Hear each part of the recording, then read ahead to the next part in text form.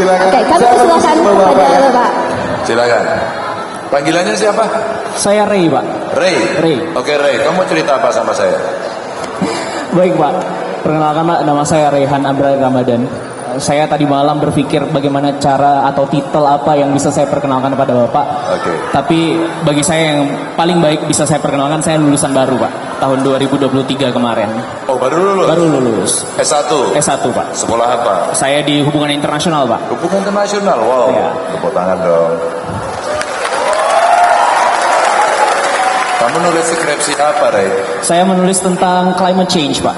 Climate change. Wah, ini sesuatu yang hari ini menjadi public talks ya. Iya. Luar biasa. Kamu kuliah di mana? Saya di Kebanggaan Kalimantan Barat, Universitas Tanjung Pura, Pak. Woi, tepuk tangan dong. Ya.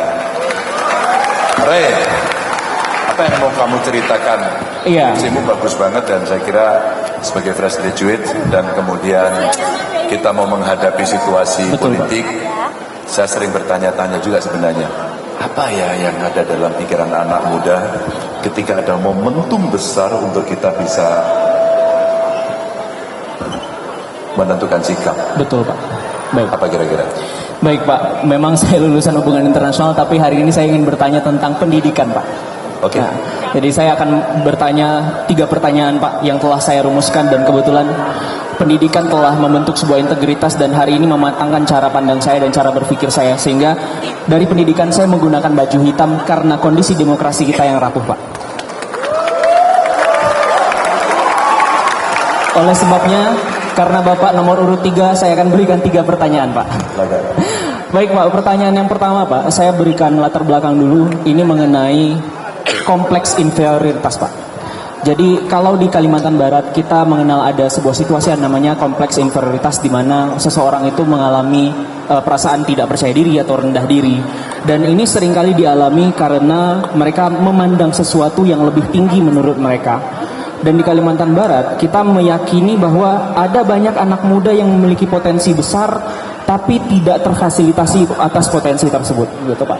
Kenapa? Karena hampir rata-rata anak-anak muda di Kalimantan Barat meyakini pendidikan yang maju itu ada di Pulau Jawa, Pak. Dan kesempatan yang baik itu ada di Pulau Jawa. Saya ambil contoh, Pak. Semisal ketika kami mendapatkan proyek besar dari perusahaan-perusahaan besar di Jakarta dan meletakkannya kepada saya diminta untuk meng-hire beberapa teman-teman saya. Saya mengajak teman-teman saya dan kemudian diletakkan, kamu mau budget berapa, mau dibayar berapa. Hari ini, Pak, anak-anak muda di Kalimantan Barat itu tidak berani dihargai tinggi dan bahkan mereka hanya meminta 100.000 saja karena meyakini bahwa mereka tidak setara dengan anak-anak di Pulau Jawa, Pak. Kalau ini cuma terjadi 1-2 orang, solusinya motivasi, inspirasi, selesai. Tapi ini terjadi hampir kebanyakan kita semua, padahal potensi kita luar biasa, Pak. Terlepas dari IKN, Pak, apa yang akan Bapak fasilitasi untuk bisa mengatasi inferioritas kompleks yang terjadi di Kalimantan Barat? Pertanyaan kedua saya adalah tentang penyandang disabilitas, Pak. Pendidikan untuk penyandang disabilitas. Hari ini kita, data dari Kemenko menunjukkan ada 66,6 juta jiwa yang menyandang disabilitas, dan hari ini hanya 12% yang menempuh pendidikan formal. Seakan-akan hari ini pendidikan formal itu eksklusif sekali untuk penyandang disabilitas. Nah, ini pertanyaan mendasar, Pak, apa yang akan Bapak lakukan supaya pendidikan bagi penyandang disabilitas bisa terjangkau dan bahkan murah untuk mereka, gitu, Pak. Oke, pertanyaan ketiga. Nah, yang ketiga, karena background saya adalah memang dari akademisi juga, Pak, saya ingin menanyakan. Saya ngajar juga, Pak. Saya ngajar juga sempat ngajar di FISIP juga, Pak. Nah, 1 tahun belakangan ini. Hari ini, Pak, untuk anak-anak mahasiswa mendapatkan jurnal ilmiah yang mereka ingin pelajari itu sangat sulit sekali, Pak, karena biayanya sangat mahal. Pun kalau mereka bisa mengakses jurnal tersebut, mereka harus membayar dengan harga yang mahal dan dapat diakses hanya 48 jam saja, Pak. Itu menunjukkan bahwa hari ini universitas tidak memiliki pendanaan yang besar untuk bisa mengakses jurnal tersebut. Padahal publik umum dan mahasiswa, Pak, itu punya hak untuk bisa mengakses pengetahuan. Walaupun pengetahuan sudah bisa diakses dimanapun dan kapanpun, tapi harganya sangat mahal, Pak. Ini menunjukkan bahwa kita hari ini masih kesulitan dalam mengakses pengetahuan. Nah, Yang kemudian berikutnya adalah Pak, ada kekhawatiran, ini ditulis oleh Profesor Budiman Minasni, beliau adalah profesor di Australia. Beliau menunjukkan kekhawatiran bahwa hari ini banyak peneliti di Indonesia yang menulis artikel jurnal ilmiah itu lewat proceeding, lewat seminar Pak. Sehingga Scopus melihat bahwa Indonesia itu tertinggi di Asia Tenggara untuk publikasi jurnal ilmiah Pak. Tapi dari 51.000 yang diterbitkan, sebagian besarnya itu proceeding hasil seminar internasional Pak. Sehingga banyak yang beranggapan, dunia internasional beranggapan bahwa Indonesia memiliki kualitas yang rendah dalam publikasi. Artinya satu Pak, kita mementingkan kuantitas daripada kualitas Pak. Bagaimana apa yang akan Bapak lakukan supaya ini bisa, pertama ini terjangkau, dan yang kemudian kedua peneliti bisa menghasilkan kualitas. 3 pertanyaan ini suasananya rasanya kayak debat kandidat. Tapi nggak apa-apa. Saya mau sampaikan pertanyaan Ray ini sebut sebagai representasi anak muda, keren, berbobot, dan saya orang yang meyakini inferiority complex tidak perlu ada. Karena apa? Ray sudah menunjukkan dirinya bahwa dia tidak hanya setara dengan pendidikan yang tadi dikhawatirkan lebih rendah dari Jawa, tapi dia dengan pertanyaan ini kualitasnya sudah melebihi yang dari Jawa. Itu tadi disampaikan Ray. Terima kasih Ray. Satu-satu ya. Inferiority complex. Kalau kita melihat seperti itu, hari ini seluruh batas-batas wilayah itu hilang. Karena apa? Karena alat ini. Maka kalau kemudian kita mau mencari sesuatu, alat ini menjadi tempat yang terbaik. Boleh dibantu yang ngurusi sound? Ya. Boleh mic saya lebih bagus lagi suaranya? Atau saya mixing sendiri? Waduh, ini kelihatan waktu mahasiswa juga kerjanya ngurusin mic. Maka teman-teman, saya ingin sampaikan bahwa inferiority complex tidak perlu ada, karena sebenarnya orang bekerja juga tidak harus ada di Kalimantan Barat. Padahal kami punya loh Pak, kemampuan yang melebihi sumber daya manusia yang ada di Jawa. Saya tidak bermaksud mendikotomi, tapi hari ini karena Ray menyampaikan bahwa in case itu terjadi di Jawa, maka sebenarnya saya mau jadikan case saja. Kasusnya adalah di Jawa. Tidak perlu. Kenapa di sini bayarannya minta umpama 100.000, di sana 1 juta umpama? Kamu ambil yang di sana aja.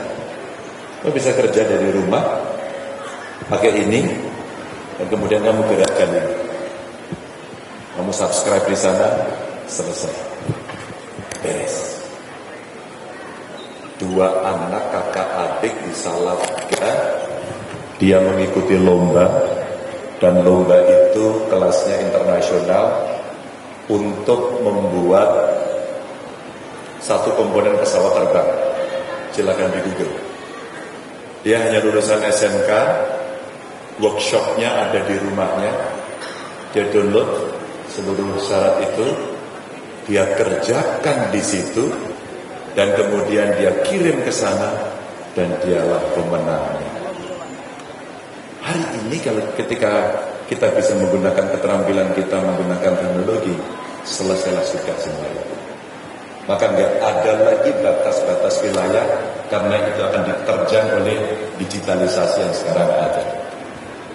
Jadi inferiority complex yang mungkin melembaga, bukan kasus 1-2 orang, maka betul yang mesti diperbaiki adalah sistem pendidikan yang ada. Maka tadi, bagaimana kemudian kampus-kampus agar bisa menyiapkan ini dengan baik? Kenapa sih sekolah kita setidaknya sampai tingkat sekolah menengah itu mesti gratis, agar akses pendidikan bisa diterima oleh siapapun, agar semua bisa menerima. Kalau tidak akan ada keadilan. Saya berkeliling seluruh Indonesia, dan saya mulai kampanye saya dari Merauke. Kenapa dari Merauke? Kenapa saya tidak mengambil tempat di mana dari sisi elektoralnya tinggi? tempatnya jauh. Ngapain? Karena saya ingin melihat ujung-ujung Indonesia dalam kondisi yang sebenarnya. Dan akhirnya betul saya melihat ketidakadilan itu di sana. Apa yang mesti kita lakukan? Affirmative action. Tindakan afirmasi, tindakan khusus yang kita berikan agar ada daerah-daerah yang ada, kalau boleh saya sebut ini, di remote area yang jauh, 3T, yang itu juga akan menjadi kekuatan kita di balik. Kita twist dikit, kalau daerah perbatasan itu biasanya jelek, kenapa tidak dibikin itu lebih baik? Sehingga kita akan merasa bangga di pintu gerbang masuknya Indonesia. Di pemerintah ini saya respect. Karena apa? Karena perbatasannya dibangun. Meskipun belum semuanya, tapi jauh lebih baik dari sebelumnya. Salah satu orang yang dulu ngotot untuk memperbaiki perbatasan itu namanya Pak Cornelis, mantan gubernur.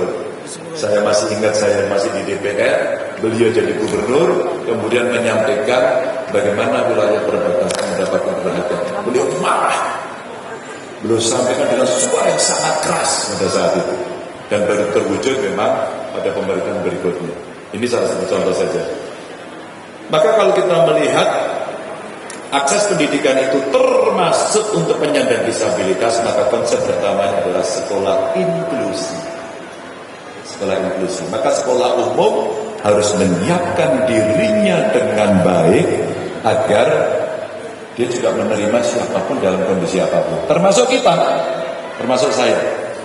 Setiap kali saya ada acara seperti ini, saya sebenarnya selalu merasa bersalah, karena tidak ada orang berdiri yang menerjemahkan untuk teman-teman kelompok tuli. Tidak ada. Maka beberapa kali kemarin saya ketemu di Ambon, saya ketemu ya. Terus kemudian sebelumnya di mana? Di Makassar kita ketemu ya, di beberapa tempat, ketemu dengan anak-anak muda. Mereka selalu membawa teman-teman penyandang disabilitas. Jadi sebagian yang kelompok tuli itu yang menyampaikan pada saat kampanye juga dia bilang, waduh, saya merasa bersalah dan berdosa. Maka saya belajar betul ketika menjadi gubernur waktu itu di Jawa Tengah. Saya buka program magang dan salah satunya adalah para penyandang disabilitas. Salah satunya adalah tuli. Dari kasus itu saja mereka menyampaikan bahwa kenapa saya yang harus belajar, kenapa Anda tidak belajar? Maka saya belajar betul dan saya diajari oleh Surya Sagitapi. Dia di Amerika sekarang tinggalnya dan dia mengajari pada saya. Saya mau cerita sama Aris bahwa Surya mengatakan saya tidak mau pulang untuk sementara ini. Saya ingin mengajar di Amerika dan dia sekarang mengajar. Karena apa? Orang lain di luar seperti kelompok Surya ini, dia juga belajar bahasa isyarat. Teknologi disediakan untuk membantu sehingga dia berbicara dengan umum dan terbantu teleteknologi. Jadi sebenarnya dari pertanyaan Ray ini ada banyak sekali yang dengan teknologi, kemampuan, keterampilan kita bisa dorong. Sekolah inklusi menjadi salah satu syarat pertama. Yang kedua, perguruan tinggi mesti di-upgrade. Yang saya pikirkan sekarang 20% dari APBN, APBD itu untuk pendidikan. Tahu? Kalau APBN kita hari ini 3.000 triliun, kira-kira, maka kemudian 20%-nya adalah 600 triliun. Kalau 600 triliun, itu kita manage dengan baik untuk dunia pendidikan kita, perguruan tinggi kita. Rasanya tadi untuk mendownload atau mendapatkan informasi dari jurnal internasional tidak terlalu sulit. Ada kebijakan beberapa negara yang bagus sekali. Setiap buku baru kita membeli hak ciptanya, kita terjemahkan. Dan negara dengan pajak 0% kalau tidak salah terkait dengan produksi buku ini adalah India. Itu luar biasa.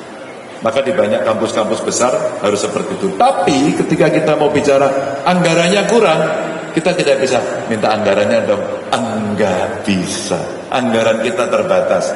Maka apa yang mesti kita lakukan? Yang kita lakukan adalah APBN-nya meningkat. Bagaimana cara APBN meningkat? Satu, yang ilegal dibabat. Semua yang ilegal dibabat, maka semua akan masuk dalam pendapatan negara. Termasuk antara lain pajak. Kalau pajaknya tidak dikorupsi, maka semua akan aman. Maka rasanya begitu penting Presiden memantau langsung pengelolaan pajak ini.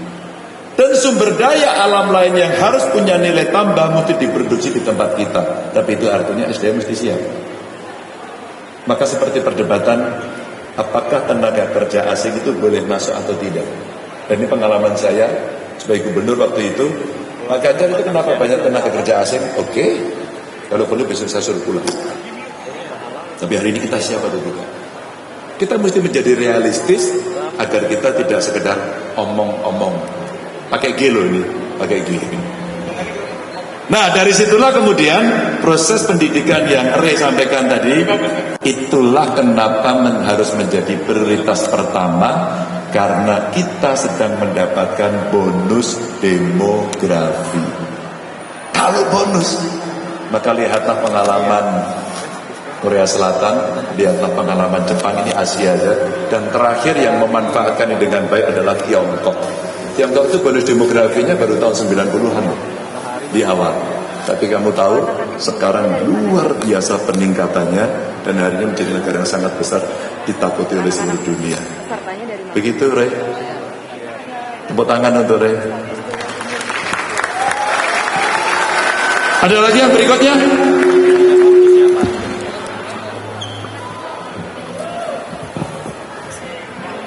Ada lagi? Baik. Atau langsung dari floor mau nanya? Baik, langsung saja membuka pertanyaan ya. Mungkin anak-anak muda di sini sudah penasaran. Anak muda Kalimantan Barat mendengar visi misi yang sudah disampaikan oleh Bapak Ganjar Pranowo. Bukan visi misi. Bukan visi misi. Itu langsung tanya jawab. Langsung tanya jawab. Oke, baik. Langsung saja kita buka sesi pertanyaannya. Kita membuka 2 pertanyaan saja. 2 pertanyaan, saya persilakan untuk angkat tangannya. 3 pertanyaan. 1, ada yang lain? 2. Nanti dulu saya punya syarat. Gimana? Syaratnya yang pertama harus perempuan dulu. Harus perempuan dulu. Boleh. Harus perempuan dulu? Angkat tangan siapa tadi sudah ada? Angkat tangan. Boleh panitia, Boleh panitia dibantu, diambil. Yang mana? Boleh? Boleh panitia. Panitia dibantu. Siapa yang paling belakang itu? Oke, silakan. Yuk. Yang di belakang itu. Yang pakai baju apa, Pak? Yang pakai baju hitam boleh. Yang pakai baju hitam, pakai masker. Boleh. Silakan. Yang lain angkat tangan itu mewakili bagian depan. Oh ya, sini. Silakan. Nah, itu semangat sekali. Bagian kiri.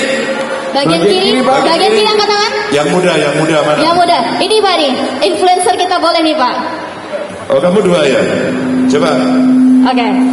Silakan. Ketika ada 2 anak, siapa di antara kamu yang harus mewakili? Silakan berdiskusi. Boleh. Belajar berembuk sekarang. Ya. Oke, Silakan. Nih, apa? Oh, ini penjaga. 1, 2, yang satu berdiskusi. Mungkin perlu 2 hari untuk memutuskan. Saya persilakan. Lapan. Pak, perkenalkan Pak, nama saya Astarina Pak dari Astarina. Dari Ngabang. Oke, Ya, saya dari Ngabang. Kamu mahasiswa sudah kerja SMP atau gurunya? Saya sudah kerja Pak. Di sini saya hanya ingin menanyakan Pak, apabila Pak Ganjar terpilih, apabila Pak Ganjar nanti terpilih menjadi presiden, saya ingin menanyakan 100 hari kerja pertama Bapak, apa yang akan Bapak lakukan untuk Indonesia? Nah, oke. Harapan saya masuk dalam 100 daftar 100 hari kerja Bapak. Salah satunya itu adalah saya ingin meminta Bapak untuk segera sahkan undang-undang tentang perampasan aset bagi koruptor. Indonesia ini Pak, Indonesia ini kaya akan sumber daya alam. Tapi kok kita melihat banyak sekali rakyat Indonesia masih susah payah. Nah, itu semua karena terlalu banyak kasus korup yang sampai saat ini itu nggak tahu undang-undang itu kenapa sampai sekarang tidak disahkan. Yang kedua, saya ingin juga masuk dalam list Bapak, tolong jangan hanya pas kampanye ini muncul terus mengenai pelanggaran HAM. Itu harapan kami juga. Itu mohon untuk segera diselesaikan agar ini tidak menjadi bahan yang selalu digunakan terus saat pemilu. Kami ingin kebenaran itu hadir, kebenaran itu ada untuk rakyat Indonesia. Ya. Oke, tepuk tangan teman-teman buat Terima kasih. Tepuk tangan. langsung dijawab ya. Boleh Pak? Saya tidak punya pertanyaan 100 hari pertama. Kenapa harus 100 hari pertama? Kenapa? Ada yang bisa menjawab? Kenapa kok selalu orang bertanya 100 hari pertama? Ada yang bersejarah ya? Di banyak negara maju 100 hari pertama seorang presiden begitu dilantik dia punya hak untuk merubah apapun. Indonesia tidak. Indonesia tidak. 100 hari pertama mengesahkan undang-undang gak mungkin. Ada mau saya bohong? Atau saya kasih jawaban yang tegas. 100 hari pertama yang memungkinkan kalau pada konteks undang-undang perampasan aset adalah lobby dengan DPR masuk prioritas dan masuk sidangnya dibahas. Makanya bisa saya 2 periode jadi anggota dan pada saat itu saya berada di badan legislasi. Saya tidak akan membohongi anak muda. Saya yang paling rasional. Nah, kenapa tidak ada 100 hari pertama? Mau apa untuk tidak kewenangan di 100 hari pertama? Kecuali Anda berada di negara luar sana. Begitu presiden bertanda tangan yang bisa melakukan apapun. Di Indonesia, presiden harus mengikuti seluruh peraturan perundang-undangan yang dilakukan. Tapi saya mau sampaikan sama kamu. Saya sekarang sudah mendesain kalau pelantikan presiden itu bulannya adalah Oktober, maka 2 bulan yang bisa dikerjakan adalah KTP Sakti. Apa itu KTP Sakti? Satu data Indonesia yang bisa kita pakai untuk menyelesaikan persoalan. Apakah seluruh persoalan? Belum. Baru masuk pada 2 sektor yang hari ini relatif siap. Satu pendidikan, datanya bagus. Yang satu kesehatan. Yang lain belum. Ini mau tak kasih data ya.